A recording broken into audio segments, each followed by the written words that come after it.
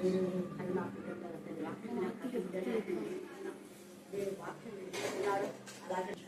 ఈ ఆహార పదార్థాలు ఇచ్చిన ప్రతి ఒక్కరి కుటుంబాన్ని మీరు ప్రత్యేకంగా దర్శించండి తండ్రి. నా ప్రభావ మరి వసంతుని బట్టి నా తల్లి దేవ నా ప్రభావ రహేని బట్టి వాటిని వస్తున్నాం.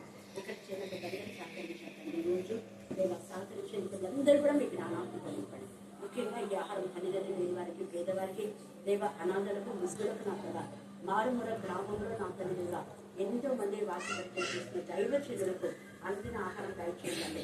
అనారోగ్యంతో ఉన్న వారికి తినడానికి కూడా మీకు దయచేసి ఈ ఆహారం తినడం ఎవరికి ఎంత మాత్రం హాని కలగకుండా దయచేయండి. ఏ స్నానం ప్రార్థిస్తున్నాం తండ్రి. ఆమేన్ ఆమేన్ ఆమేన్.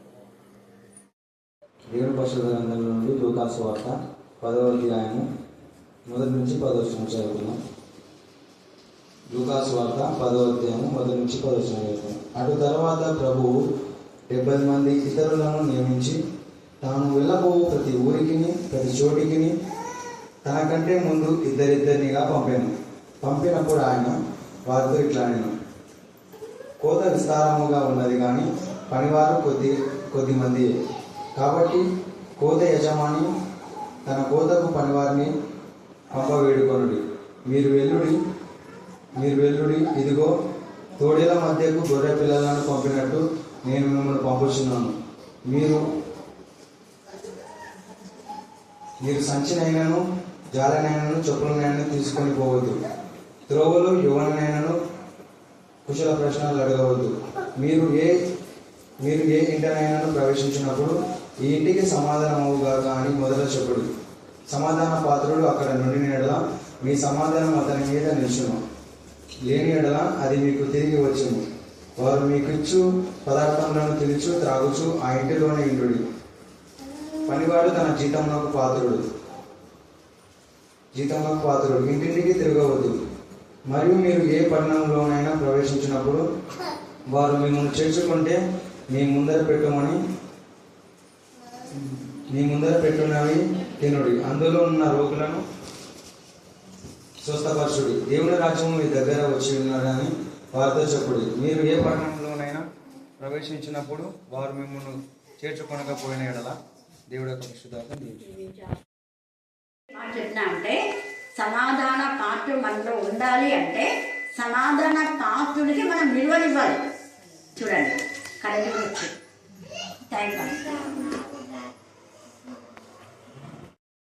ఇంకోసారి వాక్యం విన్న తర్వాత మనలో మన ఇంటిలో లేదా మన సంఘంలో లేదా మన వీధిలో లేదా మన ప్రాంతంలో సమాధాన పాత్రుడు ఉన్నాడా లేదా అని మనమే ఆత్మపరిశీలన చేసుకోవాలి. ఎవరిందా సమాధాన పాత్రుడు ఉంటాడు అంటే దేవుడు చెప్పినట్టుగా చేసేవాళ్ళని, అంటే దేవుని ఫస్ట్ తయారు చేయాలి. ఇక్కడ అందుకనే కోత యజమాని ఇందాక దేవుడు మొదటి పాయింట్ చెప్పింది సమాధాన పాత్రుడు కానీ చక్కగా ఆత్మ ద్వారా దేవుడు నడిపించాడు వీళ్ళందరినీ. ఇక్కడ 70 మంది ఇతరులను అన్నాడు. అంటే ఎవరు 70 మంది ఇతరులు? ఏమన్నా 12 మంది కాక, అర్థమైందా? 9వ అధ్యాయంలో 12 మంది మాత్రం పంపించారు. ఇక్కడ ఒక కాజ్ ఎందుకు చెప్తున్నా అంటే సమాధాన పాత్రుని 12 మంది ప్రకటించినప్పుడు సమాధాన పాత్ర గురించి వర్తమానం, సమాధాన పాత్రుడు అక్కడికి వెళ్ళాడు కాబట్టి ఈ వర్తమానం ఎప్పుడైతే 12 మంది చెప్పారో 12 మంది చెప్పిన వర్తమానానికి ఎంత మంది మరి ఆధ్యాత్మికంగా బలపడినారు చెప్పండి. అది అర్థమైందా? ఇక్కడ వీళ్ళే 70 మంది ఎవరు అంటే ఊరిక విన్న ప్రజల గురించి నేను చెప్పడం లేదు, శిష్యులుగా చాలా మంది విన్నారు, స్వస్థత పొందారు, దయ్యాలు పోయినాయి, అద్భుతాలు జరిగినాయి, ఆశ్చర్యాలు కలిగినాయి, వింత కార్యాలు, గొప్ప కార్యాలు, సూచక్రాలు ఎంతో మంది లెక్కించలేంత జనసమం పొందుకున్నారు. అయితే వారందరిని బట్టి యేసు ఆనందించాడు.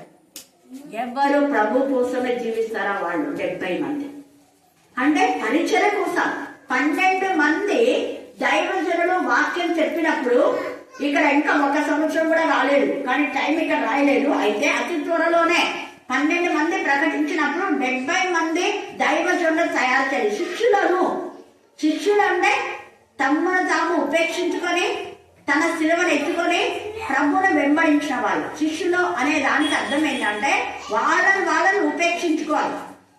వాళ్ళని ఉపేక్షించుకోవడం అనే మాటలో వాళ్ళ ఇల్లు గురించి ఇది ఇప్పుడు నేను చెప్పింది ఉపేక్ష అంటే ఉద్యోగం గురించి, అమ్మ నాన్న గురించి, అన్నజనుల గురించి, పనులు, ఇంకా ఏమి ఆలోచించారు వాళ్ళు.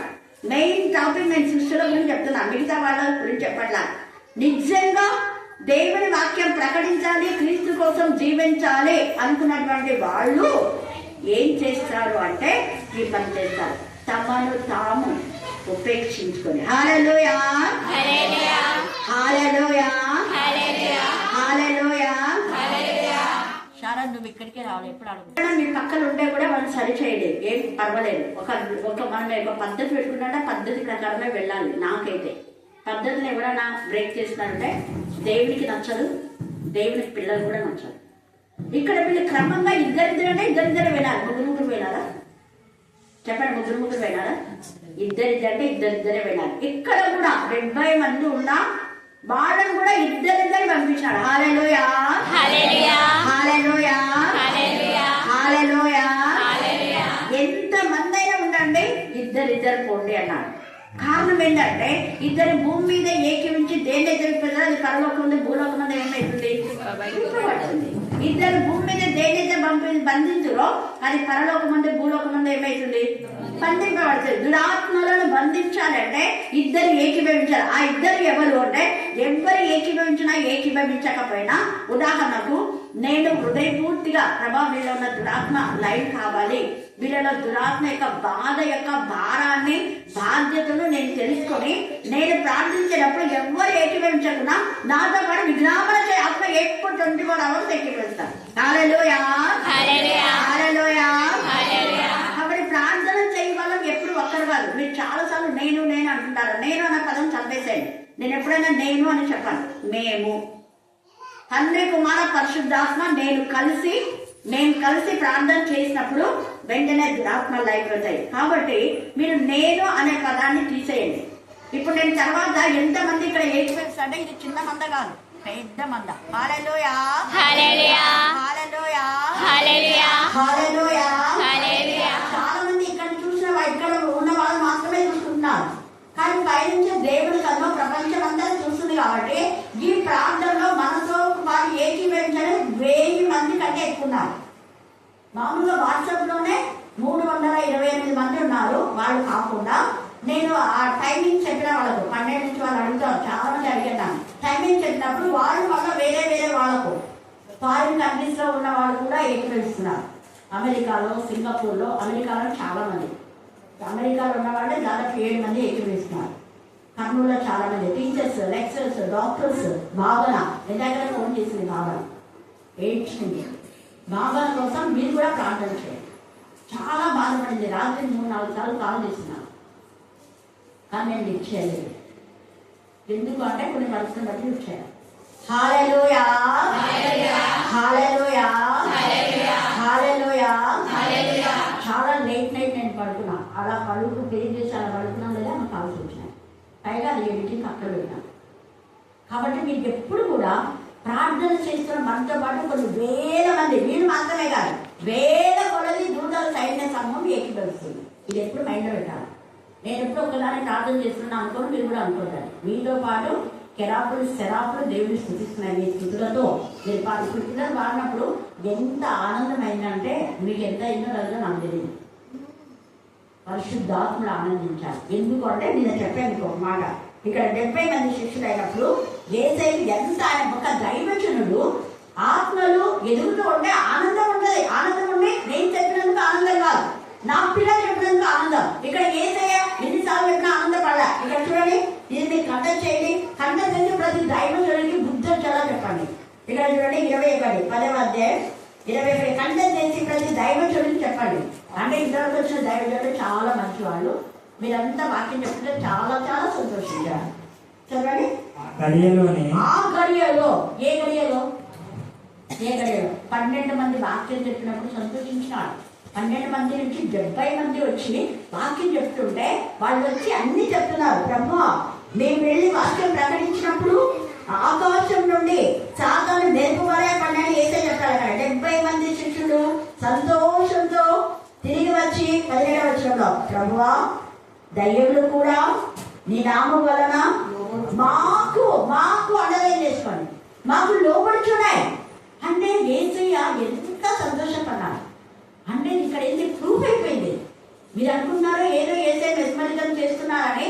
నేను మాయ మంత్రాలు చేసేవాడిని కాదు. యాకోబులో మంత్రం లేదు, సంఖ్యాకాండంలో యాకోబులో మంత్రం లేదు, యాకోబులో శకునం లేదు, యాకోబులో శాపం లేదు.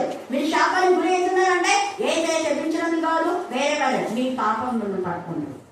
దేవుడు ఆల్రెడీ శాపాలు బ్లెస్సింగ్స్ ఆల్రెడీ చెప్పాడు మనకు, కారణాలని చెప్పేశాడు.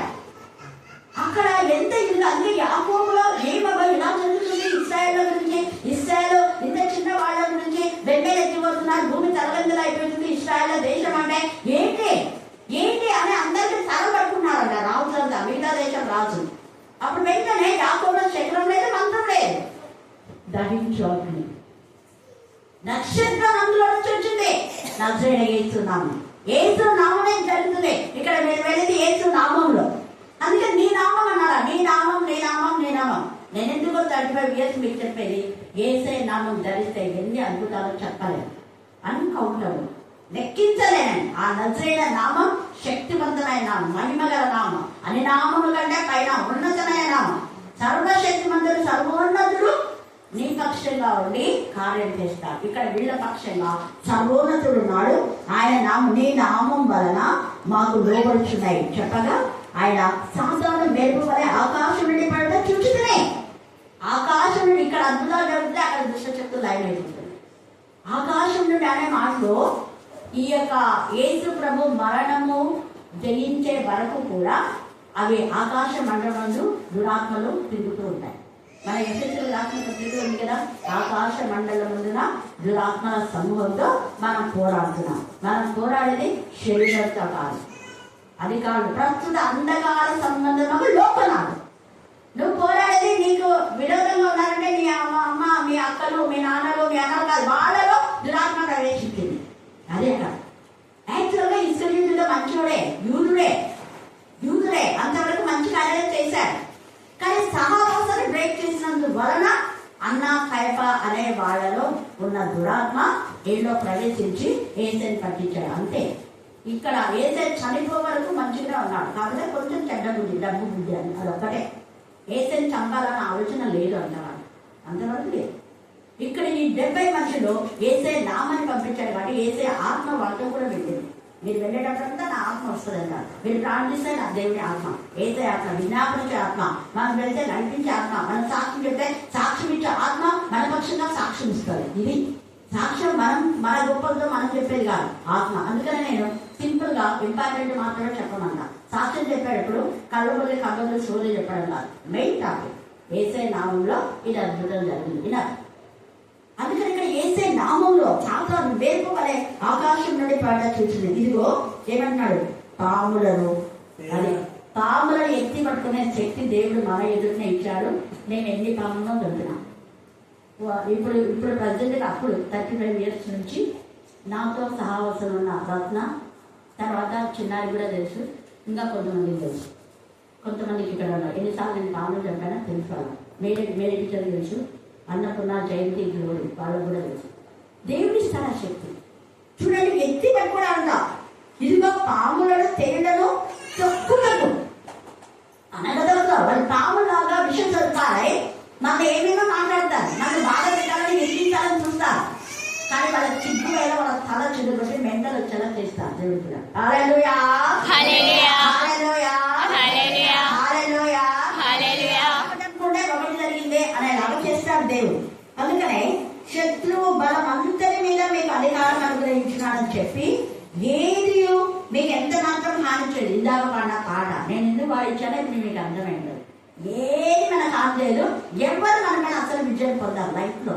నువ్వు చచ్చే వరకు వేరే ఎవరికి విజయం రాదు, దేవుడు నీకే విజయం ఇస్తాడు. ఇరిమియా 1:19 కంటెక్ట్ చేయండి. ఇరిమియా 1:19 రోజు ఇది నేను ఎప్పుడో చిన్నప్పుడు నాకు చాలా గుర్తుంది, 5వ తరగతి అప్పుడు 7వ తరగతి అప్పుడు అది నా మైండ్ ఫిక్స్ అయింది. అప్పటి నుంచి నాకు ప్రతి విషయంలో దేవుడు నిజమే ఎక్కడ అప్పచేయాలి. హల్లెలూయా, హల్లెలూయా, హల్లెలూయా, హల్లెలూయా, హల్లెలూయా, హల్లెలూయా. ఎక్కడ కూడా దేవుడు నా స్టడీస్ లో, ఉద్యోగంలో, అన్నింటిలో, ఉద్యోగంలో ఎవరైనా నన్ను ఏమైనా అన్నారనుకో పాయింట్ అవుట్, వాళ్ళకే సిగ్గు వచ్చి అప్పు చేయమొచ్చాలో అందరూ ఏదో మన ఉద్యోగం. ఏమీ ఒక మాట ఉన్నాడు అక్క తెలుసు. ఈ క్రైస్తవులు ఎప్పుడు నేను సిఎల్స్లో I'm going to the prayer meeting అని పెడతాను. నేను ఎప్పుడు ఉన్నది ఎప్పుడు అబద్ధాలు చెప్పను, ఉన్నది ఉన్నట్టే పెడతాను. రేర్ నాకు బాగలేదని పెట్టింది ఏదో నా 28 సంవత్సరాల సర్వీస్లో ఎప్పుడో ఒక 4-5 సార్లు పెట్టిండ. జ్వరం వచ్చింది, హెడేక్ అని ఏది ఉంటే అదే పెడతా, లేని వేడి కలిపాను. మిగతాంతా I'm going to the prayer meeting అని అంటారు.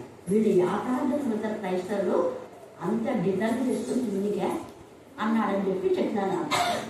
విన్నా అంటే మన ఒక వారం అన్నాడు. నెక్స్ట్ వీకే మళ్ళీ నేను ఆఫీస్కి పోయి ఎట్లా మాట్లాడినాడో అక్కడ అందరూ ఎంఆర్టీ అందరూ షాక్ అయిపోయినారు.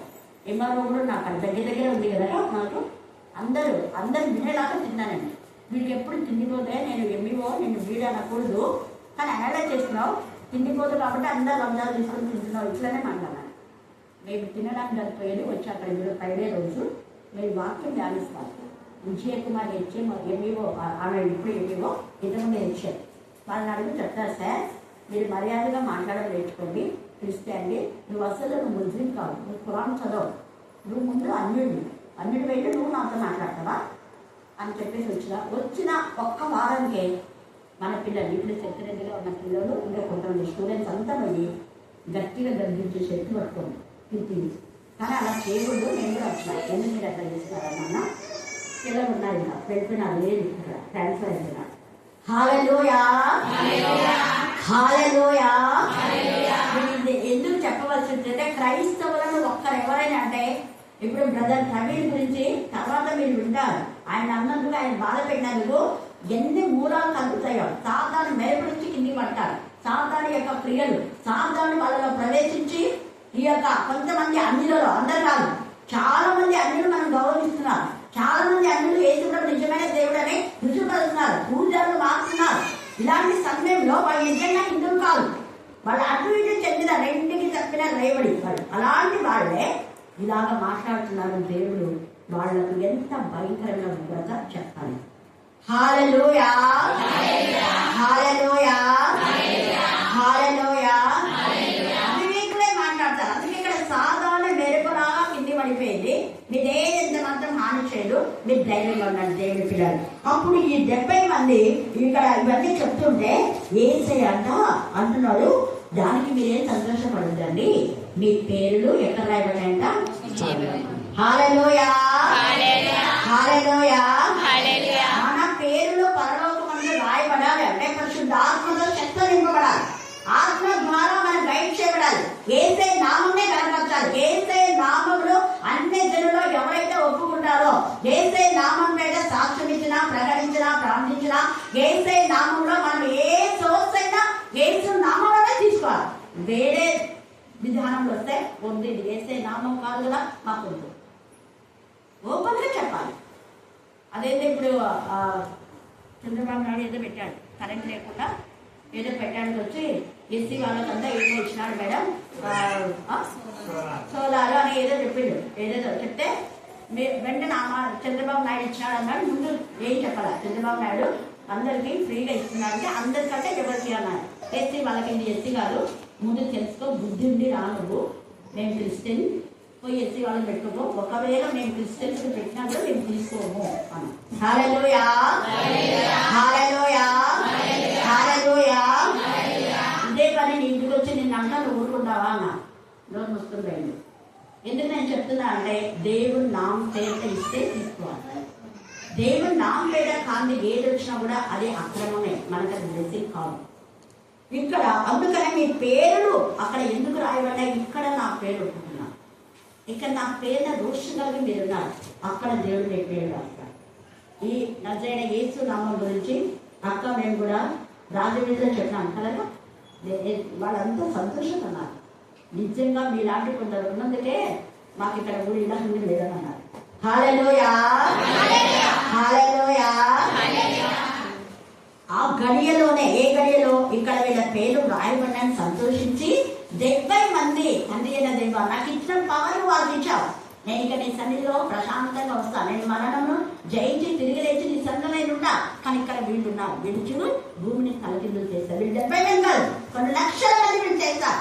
అని అప్పుడు సంతోషించాలి. అర్థమైతే ఇప్పుడు ఒక వాక్యం చెప్పే దైవజనుడు మరి పాస్టర్ కానీ సేవకులు ఎవరైనా కానీ వేరే వాళ్ళు చెప్తుంటే సంతోషపడాలి. వీళ్ళు నా పిల్లలు వీళ్ళు చెప్తున్నారు. అదే ఒక తల్లి తన పిల్లలు చెప్తే ఎంత ఆనందమో దైవజనులకు అంటుండాలి. కానీ నేనే వాక్యం చెప్పాలి, నేనే ప్రార్థన చేయాలి, నేనే మొదలు కాలేదు, ఇదంతా తప్పు. ఒకవేళ స్టార్టింగ్ ప్లేయర్ ఏదైనా చేయాలంటే చెయ్యి, తప్పులేదు. ఇంటి ప్రతిష్ట కానివ్వండి, లేదా సండే అంతే, సండే ఇంటి ప్రతిష్ట.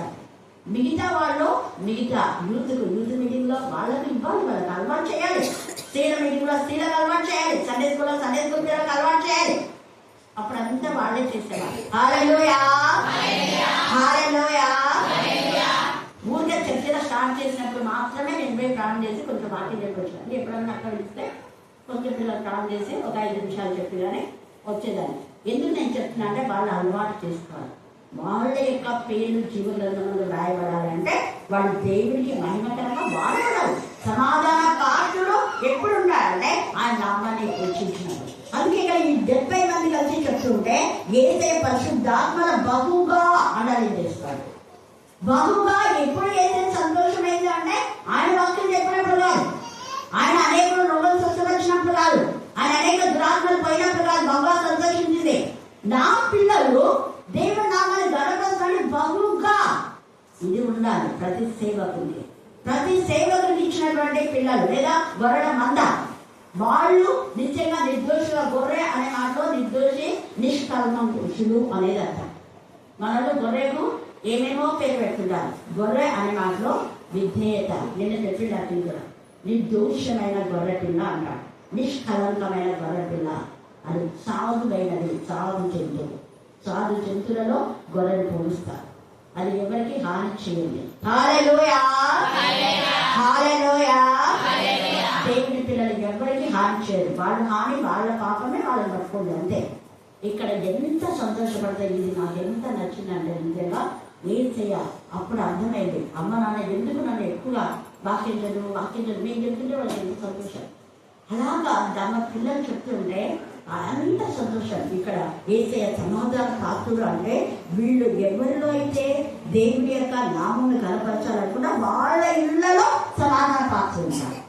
నీలో దేవుని కనపరిచి నేను ప్రార్థన చేస్తున్నా వేరే వాళ్ళు చేయాలి, నేను వాక్యం చెప్తున్నా వేరే వాళ్ళు చెప్పాలి, నేను పాడుతున్నా వేరే వాళ్ళకి పాట నేర్పించాలి అని ఎవరైతే వ్యక్తిగత అనుకుంటారో ఆ హృదయంలో సమాధాన పాత్రుడు. ఆయన సమాధాన పాత్రుడు అంటే అందరూ దేవుళ్ళు ఏకమవ్వాలి. అందుకని ఏసయ్య నేను తండ్రి మాత్రమే, తండ్రి కుమార పరిశుద్ధాత్మలో ఏకం కావడం కాదు, మీ అందరినీ తండ్రితో ఏకపరచాలనే ఏసయ్య తన మరణ పునరుద్ధానం చేయండి. ఆయన జననం ఆశ్చర్యమే, ఆయన మరణం ఆశ్చర్యమే, ఆయన పునరుద్ధానం ఆశ్చర్యమే, ఆయన రాకడ కూడా ఆశ్చర్యమే. నిశ్శబ్ద రాకడ అది పరిశుద్ధులకు మాత్రమే తెలుస్తుంది, ఎవరికి తెలియదు. ఏసై వేసిన బిగ్గరమైన కేక, రాళ్ళు తర్వాత కొండలు అవన్నీ చిన్న భిన్నం అయిపోయినప్పటికీ సమాధులు ఎక్కడ తెరవబడినాయి, ఎవరు తెరవబడినా అంటే కేవలం పరిశుద్ధుల శరీరాలు మాత్రమే. ఆయన ఇంకా పునరుద్ధానం లేదు. కేవలం తండ్రి నీ చేతికి నా ఆత్మను అప్పగించుతున్నానని ప్రాణం విడిచి ఆత్మను అప్పగించి ఆ ప్రాణం భూమి కింది భాగంలోనికి వెళ్ళి మృతులైన వాళ్ళు ఆయన స్వరాన్ని విన్నారు. మృతులు ఆయన స్వరాన్ని వింటారు. సమాధాన పాత్ర వాళ్ళు మృతుల లోకంలో సమాధానం లేదు, మృత లోకంలో నెమ్మది లేదు, మృత లోకంలో చెర జైల్లో ఉండే వాళ్ళకి సమాధానం ఉండదా? ఉండదు. వాళ్ళంటే బాధలో ఎప్పుడు మాకు విడుదల అనుకున్నారు. సమాధానం లేదు వాళ్ళు. సమాధాన పాత్రుడు అక్కడికి వెళ్ళేసరికి ఆయన రక్తం పట్టుకొని కుడి చేత కార్చిన రక్తంతో మిమ్మల్ని ఇదిగో విడిపిస్తున్నా, మీరు ఇక మరణం మీరు పొందాలి, మరణం జయించే నాతో పాటు మీరు పునరుద్ధానంలో అవుతున్నా. కాబట్టి మీరు ముందు వెళ్ళి అందరూ చెప్పండి, నాకు ఇక్కడ కొంచెం పని ఉంది సైతాన్తో అని దాంతో కొన్ని ఆ యొక్క 2 రూల్స్ ఆయన తీసుకున్నాడు. హల్లెలూయా హల్లెలూయా హల్లెలూయా. సమాధాన పాత్రుడు అబ్రహాము చెరగా ఉండాడు. ఇక పరదేశం కింది భాగంలో ఇప్పుడే నేను నీవు నాతో కూడా పరదేశంలో ఉండు అంటే యేసు ప్రభుల వారు 2వ దొంగ రక్తం పట్టుకొని కిందికి వెళ్ళి అక్కడ అబ్రహాము రొమ్మను కాల్ చేసి పరిశుద్ధుల శరీరాన్ని లేచాడు. తర్వాత అపవాదితో బాధించి వాడిని బంధించి ఇక్కడ దురాత్మలన్నీ కింద పడతాయి. ఏసై ఎప్పుడైతే కేకేస్తాడో ఆ పరలోకం నుంచి 3 భాగాలు అపవిత్రాత్మలకి కిందికి తోసి పడేస్తాడు దేవుడు. ప్రకటన 12:3 చదివితే మీకు అర్థమవుతుంది. వాటన్నిటిని తీసుకుని అక్కడ బంధించేసి అక్కడ ఉన్న పరదేశం కాల్ చేసి దేవుడి యొక్క నామమును కనపరుస్తాడు. సమాధాన పాత్ర ఆయన సమాధానం కలగలేసే దేవుడు. ఈ మధ్యాహ్నంలో నీ హృదయంలో ఉన్న కలవరం, అలచడి, భయం అన్నీ పోతాయి. సమాధాన పాత్ర నీలో ఉంటే. సమాధాన పాత్రలు ఇన్నర్ మీనింగ్ ఏంటి అంటే వాక్యమే. ఈ వాక్యమే శరీరధారే కృపా సత్య సంపన్నుడుగా మనలో మనతో మన మధ్య వర్తించుతుంది. ఆయన వర్తించే దేవుడు. హల్లెలూయా, హల్లెలూయా, హల్లెలూయా. అందుకే సమాధాన పాత్రలు అక్కడ ఉంటే ఆ సమాధానం వాళ్ళపైన నిలుస్తుందంట. ఇప్పుడు నేను ఎవరింటికైనా వచ్చింది అంటే నేను దేవుడి యొక్క సమాధానం మీకు కలుగుగాక అన్నాననుకో, శుభం అన్నాననుకో, నిజంగా వాళ్ళ శుభములకు అర్థం అర్హులు అయితేనే శుభం వస్తుంది. నేను మూఢపడిగా శుభం చెప్తే అది శుభం జరగదు. చర్చి లేనప్పుడు మళ్ళీ లేకపోతే ఇంకా క్రిస్మస్ వచ్చినప్పుడు న్యూ ఇయర్ అప్పుడు అందరు శుభాకాంక్షలు మనం చెప్తుంటారు. కానీ శుభాకాంక్షలు అందరూ జరగవు. ఎవరిలో శుభం ఉందో వాళ్ళకే. ఎవరికి శుభం అంటే పత్రికలన్నీ చదవండి. ప్రభునందు ఉన్న వారికి, ఏర్పరచబడిన వారికి, ప్రత్యేకించబడిన వారికి, విశ్వసించిన వాళ్ళకు శుభాలు జరుగుతాయి. మిగతా వాళ్ళకు ఉండదు. వాక్యం చదవండి, మీరు అర్థమవుతారు. అలాగే సమాధాన పాత్రలు ఎవరు అంటే వాక్యము ఎవరి ఇంటిలో ఉంటుందో, వాక్యంలో ఎవరు జీవిస్తున్నారో, ప్రభుకు ఇష్టమైన బిడ్డగా ఎవరున్నారో ఆ ఇంటిలో వాళ్ళ పైన సమాధాన పాత్రలు ఉంటాడు. అందుకని ఇక్కడ సమాధాన పాత్రలు అందరి తల మీద అంటారు. చదవండి 5వ వచనం 6వ వచనం. సమాధాన పాత్రుడు అక్కడ ఉండిన ఎడల అతని సమాధానం అతని మీద. చూడండి ఎంత బాగా చెప్తున్నాడు. అంటున్నాడు కదా, మీ సమాధానం అతని మీదనే. మీ సమాధానం చెప్పినంత మాత్రాన ఆయనకి సమాధానం రాదు. మీరు శుభం అని చెప్పినంత మాత్రాన శుభం రాదు. వాళ్ళు శుభములో ఉంటేనే శుభం. అంటే యేసయ్య నామమే శుభకరమైన నామం. యేసయ్య వాక్యమే శక్తివంతమైన. అందుకని సమాధాన పాత్రుడు అన్నారు. పాత్ర అంటే కుమారుడు అని ఇక్కడ ఫుట్నోట్స్ లో మరి ఇక్కడ చేర్చబడింది. సమాధాన కుమారుడు. కుమారుడు అంటే ఎవరు? వాక్యమే. ఆదేశ వాక్యమే. వాక్యము దేవుడు. వాక్యం శరీరధారే కృపా సత్య సంపన్నుడుగా మీలో నాలో మన మధ్య నివసిస్తూనే ఉంది. పోలా 24 hours. పరిశుద్ధాత్మ ఎప్పుడంటే ఎప్పుడు వస్తుందా? బ్యాప్టిజం తీసుకున్నప్పుడే కదా అన్నా ఉండే వాక్యంలో. బ్యాప్టిజం తీసుకున్నప్పుడు మాత్రం వస్తా, తర్వాత నేను ఆయన ఏమన్నాడు? యోహాను సువార్త 16లో ఎల్లప్పుడూ నేను వెళ్ళిపోతున్నా. ఇప్పుడు కొంతకాలం నేను మీతో ఉన్నా, 3.5 సంవత్సరం మీతో ఉన్నా, మరి ఎప్పుడు నేను మీతో ఉన్నాను. ఎల్లప్పుడూ మీతో ఉండడానికి నేను వెళ్ళి ఎవరు పంపిస్తా? ఆదరణకర్త. హల్లెలూయా. ఆదరణకర్త పరిశుద్ధాత్ముడు. పరిశుద్ధాత్మ ఎప్పుడు మీలో ఉంటుంది. మీతో సంచారం చేస్తుంది. మీ పక్షంగా మీకు రామం చేస్తుంది. మీ పక్షంగా తండ్రికి వేరుకుంటుంది. మీ పక్షంగా ఏడుస్తుంది. మీ పక్షంగా అన్నిటికీ వస్తుంది.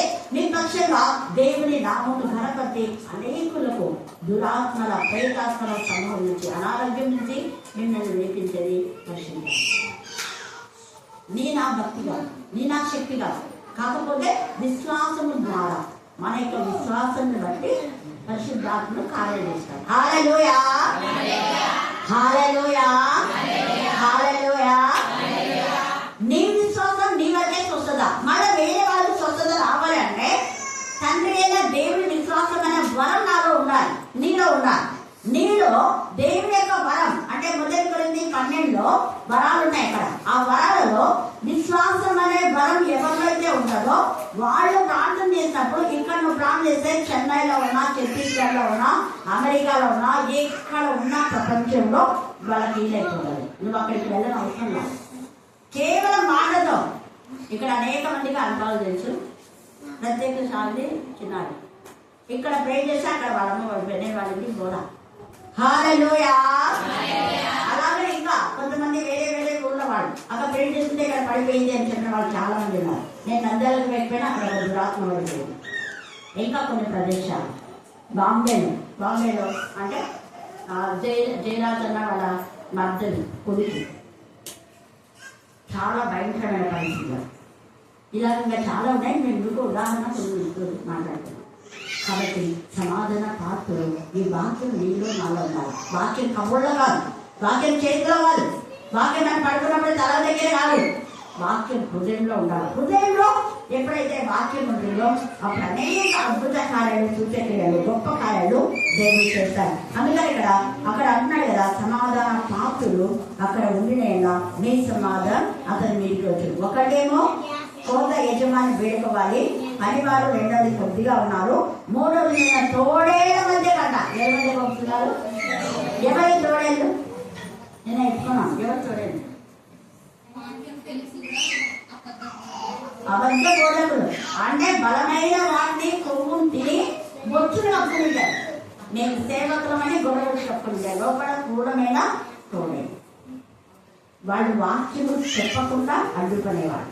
నేనే వాక్యం చెప్పాలి అనేవాడు. అందుకని క్రూరమైన తోడేల మధ్య. ఎందుకంటే ఈ యొక్క శాస్త్రం పరిచయం వాళ్ళందరే మేమే చెప్పాలి, నువ్వేం చెప్పేదని ఏదైనా ఎన్ని చోట్ల ఏసైలు శిష్యులను అందరూ ఆటంకపరిచారు. ఎక్కడ కూడా ఆటంకం.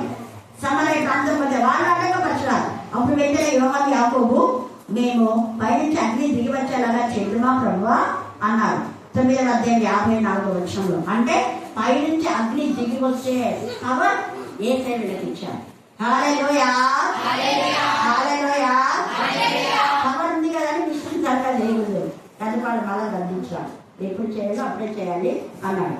తర్వాత ఇక్కడ మనం చూస్తే 4వదిగా అక్కడ మీరు ఏ ఇంట్లోనైనా వెళ్తే అదే ఆ ఇంట్లోకి సమాధానం చెప్పండి అన్నారు. పనివాడు జీవితంలో పాత్రుడు. మీరు చేసిన పనికి వాళ్ళు మీకు ఏమైనా సహాయం చేసినా చేయకపోయినా, వాళ్ళు ఇచ్చినా ఇవ్వకపోయినా దేవుడు ఇస్తాడు. దేవుడు ఇక లేవియా కాండంలో, నిర్గమ వీటన్నింటిలో లేవీయులకు అన్నాడు, మీరు ఏం శాస్త్రం తీసుకొద్దాలి, మీకు నేనే శాస్త్రం. ఏమిటా శాస్త్రం అంటే లేవీయులకు ప్రతి ప్రథమ ఫలం, ప్రతి పంటలో నీకు ఎన్ని పంటలు పండుతున్నాయి, ఇస్లామ ప్రథమ ఫలం దేవుడు ఎక్కడ ఉంటారు. ప్రతి ప్రథమ ఫలము దేవుడి పిల్లలకు ఇవ్వాలి. లేదా విధవరాండ్లకు, తల్లిదండ్రులు లేని వారికి, పరదేశులు. మెయిన్గా ఫస్ట్ లేవీలకే ఇవ్వాలి. లేవీలు వాళ్లకు తినగా మిగిలితే అప్పుడు వీళ్ళు ఎవరికి ఇవ్వాలి అంటే విధవరాండ్లకు, పరదేశులకు, తల్లిదండ్రులు లేని వారికి ఇవ్వాలి. ఇది ఖచ్చితంగా ఇవ్వాలి. కానీ మనం ఇవ్వడానికి అప్పుడు ఇచ్చేవాళ్ళు ప్రతి దాంట్లో. నువ్వు పండేదంతా ఏమైనా ఇస్తున్నారు ఇచ్చేలో, మరి అన్ని ప్రజల ఇస్తున్నావా? మనం చెప్తున్నాను అది ఇస్తున్నాను, ఇది ఇస్తున్నాను, మరి ఏమి ఇస్తున్నావు? తర్వాత దశమ భాగం. ప్రథమ ఫలము వేరే, దశమ భాగము వేరే. ప్రథమ ఫలం ఇవ్వాలి, దశమ భాగం ఇవ్వాలి. తర్వాత నీవు చేసే ప్రతి దానిలో నీ వాక్యోపదేశం వారికి ఏం చేయాలా? ఇవ్వాలి. ప్రతి మంచి పదార్థంలో. కాకపోతే నేనేం చేస్తాను ఒక్కోసారి, అదే చదువు ఇంటి ఇక్కడ పంపించలేకపోతే నా దగ్గర ఇక్కడ పరిచయం చేసేవాడు, నేను పిల్లలు రవ్వ అన్నట్టు ఫస్ట్ ఏదైనా చేస్తే వాళ్ళకి ఇస్తాం. ఆ స్వీట్ కానీ ఏదైనా కానీ ముందు వాళ్ళకి ఇచ్చిన తర్వాతనే నేను తీసుకున్నాను. హల్లెలూయా, హల్లెలూయా. ఇప్పుడు భాగ్యమా కాస్త వాళ్ళు ఇంటికి వచ్చినాను చదవాలని వాళ్ళు ఇవ్వచ్చు. వాళ్ళు దయవచ్చునండి దేవుడికి సమర్పించుకున్నటువంటి వాళ్ళు. లేదా పాస్టర్ గారు చనిపోయింది కాబట్టి చదువు. నేను ఒకసారి అఖిల్ ఏదో చేస్తే వద్దు, నాకు పై చదవాలి, నేను చెప్పాను, నాకున్నాయి వద్దమ్మా అని చెప్పాను. కానీ ప్రతిదీ మనం వద్దన్నా ప్రతిదీ దేవుడి సన్నిధికి తెస్తేనే ఆశీర్వాదం. దేవుడి సన్నిధికి ఏ చేయకపోతే దాని ద్వారా మీకు ఆశీర్వాదాలు ఉండవు అని చెప్తున్నాను. అది ఏదైనా కానీ వాక్యం రాదు. అందుకే ఇక్కడ జీవితం పనివాడు జీవితంలో పాత్రుడు. ఆ పాత్రుడు ఏంటంటే మన వాళ్ళని పోషించాలని అక్కడ అర్థం. అందుకే ఇక్కడ చెప్తున్నాడు చూడండి ఎంత చక్కగా ఇక పనివాడు జీవితంలో పాత్రుడు అని చెప్పి మీరు అందుకని ఏం చేయాలంటే మీరు ఏం తీసుకపోద్దు అంటాడు. మీరు వెళ్ళేటప్పుడు ఏం తీసుకపోద్దు అంటాడు. పనివాడు జీవితంలో పాత్రుడు. ఇంటింటికి తిరగదు, ఇంటింటికి తిరగదు. అర్థమైనా? నేను అందుకే పిలిచిన వాళ్ళ ఇంటికి పోయి ఏ ఫంక్షన్ ఉన్నా, పెళ్ళైనా, ఏమన్నా కూడా అక్కడ వాక్యం ఉంది అంటేనే నేను పోయేది. వాక్యం లేదంటే తినడానికి పోను. ఇంటింటికి తిరగదు. మనం ఏ ఇంటికైనా పోతే అక్కడ గద్దించి బుద్ధి చెప్పి హెచ్చరిక చేయాలి. అందుకే పోవాలి. దైవజనులు అనే వాళ్ళు ఎవరైనా ఏ ఇంటికైనా పోతే ముందు అక్కడ సమాధాన పాత్ర ఉన్నా లేదా అని చూడాలి. సమాధాన పాత్ర ఉంటే పర్వాలేదు, లేకపోతే ఇదిగో మీరు దేవుని విరోధంగా ఉన్నారని వాక్యం ద్వారా వాళ్ళు గద్దించి హెచ్చరించి, లేదా మంచిగా ఉంటే దేవుడు మీ కుటుంబాన్ని ఆశీర్వదిస్తాడు, మంచిగా వాడుకుంటాడు. ఇందాక నేను దీవెన చెప్పినట్టుగా దేవుడికి మహిమకరంగా ఉన్నప్పుడు బ్లెస్సెడ్ చేయాలి. అది బ్లెస్సెడే. హల్లెలూయా, హల్లెలూయా, హల్లెలూయా. అందుకే ఇంటింటికి తిరగవద్దు. మరియు మీరు ఏ పట్టణంలోనైనా ప్రవేశించినప్పుడు వారు మిమ్మల్ని ఏం చేస్తారంట? చేర్చుకుంటే మీ ముందర పెట్టినవి తినుడే. ఇది కూడా అర్థం చేసుకోండి. మీ ముందర ఏది పెడితే అది తినాలా. అంతేగాని నేను వస్తున్నాము తలకాయ కూడా చేయి, ఎవరో 2 సార్లు అన్నాను నాకు ఈ మాట. మేము వస్తున్నాము తలకాయ కూడా చెయ్యి, ఇంకా ఏమో చెప్పినారమ్మా అని వాళ్ళు తీసుకొచ్చినారు. నేను తిన్నాను అని చెప్పినాను. తినంటే లేదాక అదే పనిగా చెప్పి వండిస్తున్నారు స్పెషల్గా, అందుకే తీసుకొచ్చినట్టు లేదా నేను తిన్నాను అని చెప్పిన. హల్లెలూయా, హల్లెలూయా. అలా చెప్పి చేయించిన కూడా దైవజనులు కాదు. మళ్ళీ చెప్తున్నాను, వాళ్ళు ఏది పెడితే ఎల్లిపాయ కారం పెడితే అదే తినం, రసమనం పెడతారా అదే తినం. మా నాన్న చాలా చూడ కొరన్నం రసమనం అప్పట్లో ఎక్కువ కొరలు పండేవి. టమాటా రసం ఖచ్చితంగా తీసుకునేవాడు, ముఖ్యంగా ఎండే తాగా ఎంత ఇష్టంతో తినేవాడు. నా మళ్ళీ ఇష్టం లేకుండా కాదు. ఆ రసమనం అంటే నాకు కూడా ఇష్టం. వేరే చోట ఇది చేసినా కూడా నాన్ వెజ్ ఖచ్చితంగా నేను రసాన్ని అడుగుతా, ఎందుకంటే దానికి మనం అలవాటు పడుకోవాలి. అంతేగాని మేము వస్తున్నాము మాకు ఫ్లైట్ బుక్ చేయండి, మేము వస్తున్నాం మాకు కార్ బుక్ చేయండి, మేము వస్తున్నాం మాకు ఏసీ రూమ్లు బుక్ చేయండి, మేము మా అమ్మ వాళ్ళ పిల్లలకు ఒక రూమ్ కాదు, మళ్ళా సపరేట్గా 2-3 రూమ్లు అన్నా. ఇవన్నీ ఎక్కడా లేదు చేశాను. కాకపోతే ఏమంటాడు, ఎక్కడైనా బస్సు సిద్ధం చేయడానికి మీరు వెళ్ళి ఒక్కటే, వేరే గది ఒక్కటే. హల్లెలూయా. ఒక్క మేడగదిలో అందరూ ఉన్నారు. ఏసయ్య 12 మంది శిష్యులు, అంతేనా? వాళ్ళు సపరేట్గా ఏసీ, నేను పెద్ద స్పీకర్ను, నాకు సపరేట్గా ఏసీ రూమ్ బుక్ చేయండి, 12 మంది మీరు వేరే చోటు ఉండండి. కొంతమంది అట్లా ఉన్నారు. వాళ్ళతో కలిసి వస్తే స్పీకర్ వచ్చి సపరేట్ అన్నా, మళ్ళీ మిగతా వాళ్ళు సపరేట్. అలా చేయకూడదు. ఇక్కడ వీళ్ళందరూ ఇద్దరిద్దరు వచ్చి ఇద్దరిద్దరు వాళ్ళు దేవుడి కానీ ఇక్కడ ఏ ఇంటిని తిరగద్దన్నాడు. పైన మళ్ళీ ఇంకొకటి ఇంపార్టెంట్ ఏం చెప్తున్నా అంటే, మీరు సంచినైనను జాలనైనను చెప్పులైనను తీసుకొని పోవద్దు. 2 అంగీ ఉంటే ఒకటే తీసుకోవాలి. అంటే వాళ్ళని తీసుకోగలుగుతారు, బట్టలు వాళ్ళే పెట్టాలా. మీకు కావాల్సిన సంచి ఏమైనా అంటే వాళ్ళే ఇవ్వాలి, చెప్పులు కూడా వాళ్ళే ఇవ్వాలి. తీసుకొని పోవద్దు అంట. అందుకే కింద కానీ వాళ్ళు చిత్తారు. మళ్ళీ వెండి కూడా తీసుకోపోకూడదు. వెండి అంటే కాయిన్స్. ప్రయాణం ఖర్చులో కూడా తీసుకోకూడదు. ఎవరైనా తెలుసా వాళ్ళ ప్రయాణ ఖర్చులు ఇవ్వాలి. తర్వాత 6వదిగా మీరు అక్కడికి వెళ్తే రోగులను స్వస్థపడతారు. రోగులను మాత్రమే స్వస్థపడతారు. 7వది రాజ్య సువార్తలు దేవుని రాజ్యం మీకు దగ్గరగా వచ్చినదని వారితో చెప్పండి. 8వది మీరు ఏ పట్టణంలో ప్రవేశించినప్పుడు వారి నుండి చేర్చుకోకపోయినా ఎలా ఏం చేయాలంట, మీ పాదంలో దుమ్ము దుమ్మి అలా దుమ్మేసేది. ఇంకా మేము ఇక రాము మీ దగ్గరికి అని చెప్పాలంట. తర్వాత 8 పాదంలో దుమ్ము దులిపేయమన్నాడు. 9వది మీరు అలా చేస్తే అప్పుడు దేవుడు మీ పక్షంగా తగిన కార్యం చేస్తారు. అంటే వారి యొక్క ఎవరైతే మిమ్మల్ని చేర్చుకోలేదో వాళ్ళు సొదొమ గొమొర్రా కంటే ఆ దినమున ఓర్వదగినదే ఇల్లు, భయంకరమైన ఉగ్రత వాళ్ళకు వస్తుంది. నేను వెళ్ళని పంపుతున్నా దేవుడు నా బిడ్డ, మీరు వెళ్ళండి, రోగులను స్వస్థపరచండి, తర్వాత అద్భుతాలు చేయండి. అయితే మీ పేరులు జీవగ్రంథంలో రాయబడినాయని సంతోషపడండి. పరిశుద్ధాత్మ ఎంత ఆనందంతో మీరంతా పాడుతుంటే, చదువులో వాక్యం చెప్తుంటే అప్పుడే మీరు సరిగా చదువురాదు. రోజు మరి వాక్యం చెప్పాను. కొన్నిసార్లు నేను చెప్తున్నా ప్రార్థన బాగా చేస్తావమ్మా, నువ్వు వాక్యం కూడా చెప్పరా వస్తుంది నీకు అంటే లేదు టీచర్ లేదు లెక్క అనేది తర్వాత చెప్పడం నేర్చుకుంది. ఎంత చక్కగా ఇప్పుడు అనాలంగా చెప్పేస్తుంది. ఫస్ట్ చదువు రాని వాళ్ళలో ఆమె వాక్యాన్ని నేర్చుకొని చెప్పింది. ఇప్పుడు చదవగలుగుతుంది, వాక్యం చెప్తుంది. ఇలాగా దేవుడు ఎంత ఆనందపడతాడు. ఈ మధ్యాహ్న కాల సమయంలో ఇంకా ఎవరైనా వాక్యం చెప్పని వాళ్ళు ఉంటే చెప్పడానికి నేర్చుకోండి. కారణం పరిశుద్ధాత్మ ఆనందిస్తారు. మీరు వాక్యం చెప్తే, మీరు ప్రార్థన చేస్తే, మీరు పాడితే, మీరు అనేకులకు సువార్త ప్రకటిస్తే, మీరు అనేకులకు సాక్ష్యం చెప్తే మీకు ఆనందం కాదు, పరిశుద్ధాత్మ ఆనందం. హల్లెలూయా, హల్లెలూయా, హల్లెలూయా. పరిశుద్ధాత్మ మనం గైడ్ చేస్తుంది. పరిశుద్ధాత్మ నీతో ఉంది, పరిశుద్ధాత్మ నీలో ఉంది, పరిశుద్ధాత్మ నిన్ను నడిపిస్తుంది, పరిశుద్ధాత్మ నీ పక్షంగా వ్యాజ్యమవుతుంది. ఊరుకోడు. అందుకనే వారు నీతో యుద్ధం చేస్తారు కానీ నువ్వు వారిని ఏం చేయలేవు, జయింపలేవు. నీకేమిచ్చు.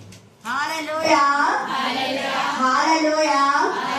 వారు యుద్ధం చేయడం చెప్పలే. అపవాది ఎప్పుడు మనం యుద్ధం చేయడానికి పడేది. వారు నీతో యుద్ధం చేస్తారు కానీ నువ్వు వారిని చెల్లింపాలి. ఈ యొక్క సమయంలో వాక్యంలో ప్రార్థనలో ఎదుగుదాం. దేవుడు ఈ లేఖన బాగా ఉన్నవాడు అనువాడు అయిన మా తండ్రి మీకే వందనములు స్తుతులు స్తోత్రములు చెల్లిస్తున్నాం ప్రభా. స్తోత్రములు ప్రభా. ఆత్మదేవ సత్యదేవ మీకే వందనములు స్తుతులు స్తోత్రములు తండ్రి. జీవమై ఉన్న దేవ, సత్యమై ఉన్న దేవ, మార్గమై ఉన్న దేవ మీకే వందనములు స్తుతులు స్తోత్రములు చెల్లిస్తున్నాం ప్రభా. స్తోత్రములు ప్రభా. స్తోత్రములు తండ్రి. మరొకసారి ప్రభా తండ్రి మీ పాద సన్నిధిలో చేరి మిమ్మల్ని స్తుతించుటకు ప్రభా, మిమ్మల్ని గలపరచుటకు తండ్రి, మిమ్మల్ని మహిమపరచుటకు తండ్రి మమ్మలను తండ్రి నడిపించిన విధానం బట్టి మీకే వందనములు స్తుతులు స్తోత్రములు చెల్లిస్తున్నాం ప్రభా. స్తోత్రములు ప్రభా. స్తోత్రములు తండ్రి. అవును ప్రభా, పాటల చేతను తండ్రి పాటల చేత మీరు స్తుతింపబడి తండ్రి అవును తండ్రి వాక్యం చేత తండ్రి మమ్మల్ని హెచ్చరించి తండ్రి మమ్మల్ని సరిదిద్దిన విధానములకే మీకే వందనములు స్తుతులు స్తోత్రములు చెల్లిస్తున్నాం ప్రభా. స్తోత్రములు తండ్రి. స్తోత్రములు ప్రభా.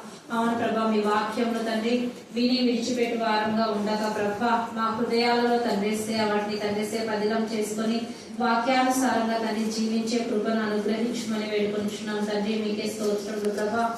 స్తోత్రములు తండ్రి. స్తోత్రములు తండ్రి. అవును ప్రభా తండ్రి ఎల్లప్పుడూ ప్రభా తండ్రి విన్న వాక్యానుసారంగా తండ్రి నడుచుకునే మనస్సును మీరు మాకు దయచేయమని వేడుకొంచున్నాం దేవా. మీకే స్తోత్రములు ప్రభా. స్తోత్రములు తండ్రి.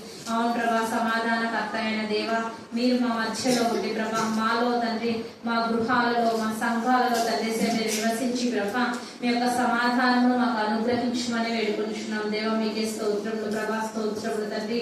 అవును ప్రభా, వాక్యమైన దేవ మీకే వందనములు స్తుతులు స్తోత్రములు తండ్రి. అవును ప్రభా, వాక్యమే తండ్రి మా పాదములకు దీపమును మా త్రోవలకు వెలుగునై ఉన్నది దేవ. మీకే స్తోత్రములు ప్రభా. స్తోత్రములు. అనుదినము ప్రభా అనునిత్యము మీ వాక్యమును ధ్యానిస్తూ ప్రభా వాక్యానుసారంగా జీవించే తండ్రి గొప్ప మనస్సును మీరు మాకు దయచేయమని వేడుకొంచున్నాం తండ్రి. సత్ప్రవర్తన కలిగి నడుచుకునే కృపను దయచేయమని వేడుకొంచున్నాం దేవా. యథార్థంగా జీవించే జీవితాన్ని మాకు చూడని మనసారా నవ్వెదా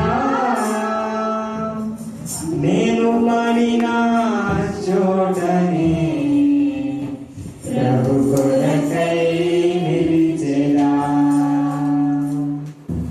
నేను ఓడిపోనయా నా పక్షానుండగా నేను కృంగిపోనయా నీవు నాతో ఉండగా నేను ఓడిపోనయా నా పక్షానుండగా నేను కృంగిపోనయా నీవు నాతో ఉండగా నేను ఏడ్చిన చోటనే మనసారా నవ్వెదా నేను పడిన చోటనే ప్రభు కొరకై నిలిచెదా నేను పడిన చోటనే ప్రభు కొరకై నిలిచెదా నేను ఓడిపోనయా నా పక్షానుండగా నేను కృంగిపోనయా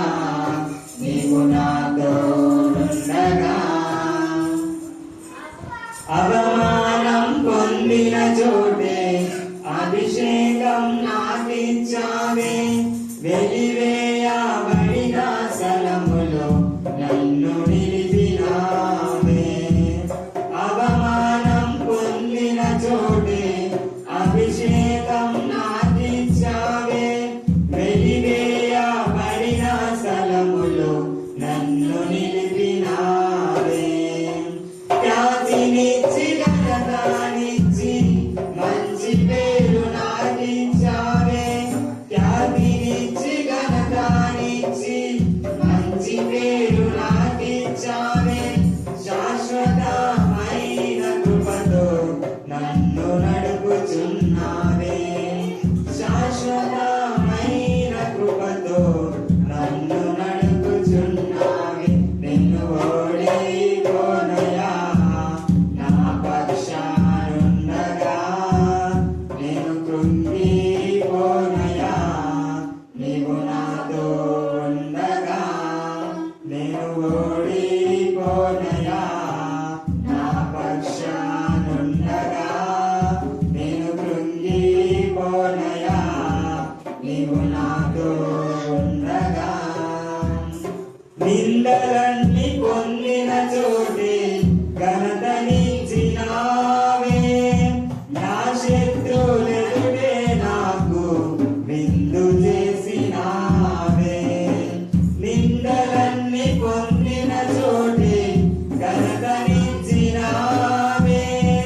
నా శత్రువులెదుటే నాకు విందు చేసినావే. ఖ్యాతినిచ్చి ఘనతనిచ్చి మంచి పేరు నాకిచ్చావే. ఖ్యాతినిచ్చి ఘనతనిచ్చి మంచి పేరు నాకిచ్చావే. శాశ్వతమైన కృపతో నన్ను నడుపుచున్నావే. శాశ్వతమైన కృపతో నన్ను నడుపుచున్నావే. నేను ఓడిపోనయా నా పక్షానుండగా. నేను కృంగిపోనయా నీవు నాతో ఉండగా. నేను ఓడిపోనయా నా పక్షానుండగా. నేను కృంగిపోనయా నీవు నాతో ఉండగా. నన్ను చూసి నవ్విన చోటే నా తలపైకెత్తినావే.